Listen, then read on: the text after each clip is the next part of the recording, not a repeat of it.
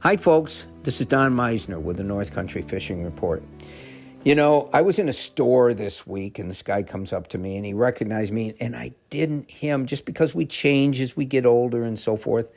And so he explained who he was, and it was Rich Chapman's son that has a place on Black Lake that probably is one of the most completely stocked fishing tackle shops that I've ever been in.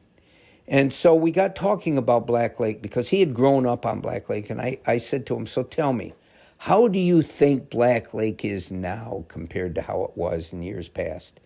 And of course, he's going to, that's their business there. So he's going to try to be as positive as he can. But he was very positive. He says, I think Black Lake is doing great. We had a setback when we had some kind of a disease or something, a virus that hit the population of a lot of fish a few years ago.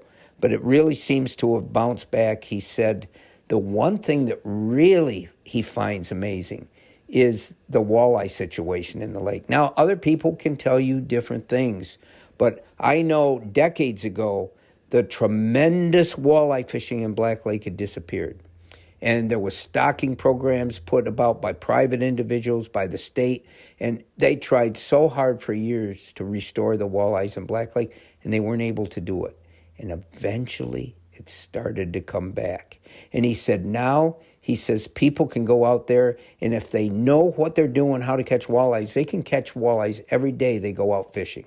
Now, this might be somewhat of an extension of possibilities, but I think it rings true in some ways. And here's what he told me. He said, I never dreamed I'd see people out on Black Lake with planer boards. But he says, I see people now walleye fishing, and they're using planer boards. And the reason that people use planer boards, for those of you listening that might not know what I'm talking about, is it's a device that gets your line out away to the side of the boat, away from the back troll as you're going forward, and it allows that bait to seem more private, I guess. So the walleyes aren't scared by the motion of your boat or anything. They can be very wary. So this gets your bait out to the side and out, and walleye fishermen really favor this type of fishing. So I found that interesting. He said the northern pike fishing has been really good. That seems to sustain itself.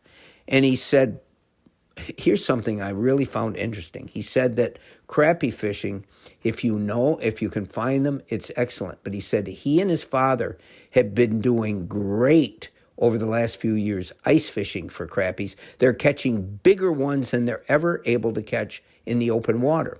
And I said, why is that?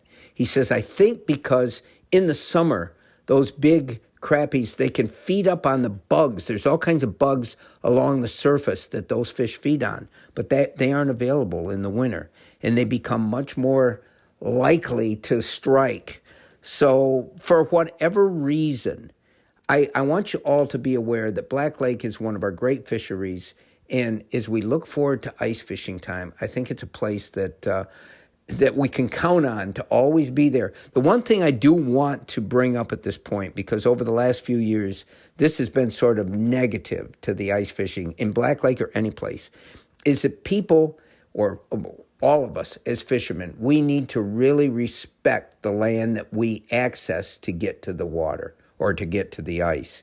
And I think that this is something that is so important. So many local landowners have given people a chance to get out to the lake only to have refuge and garbage left along their land. And, we can't do that because we'll take away our own opportunities. So as part of what you look forward to in going ice fishing this year, please respect the land that you access to get to the ice. Until next time, folks, this is Don Meisner with the North Country Fishing Report.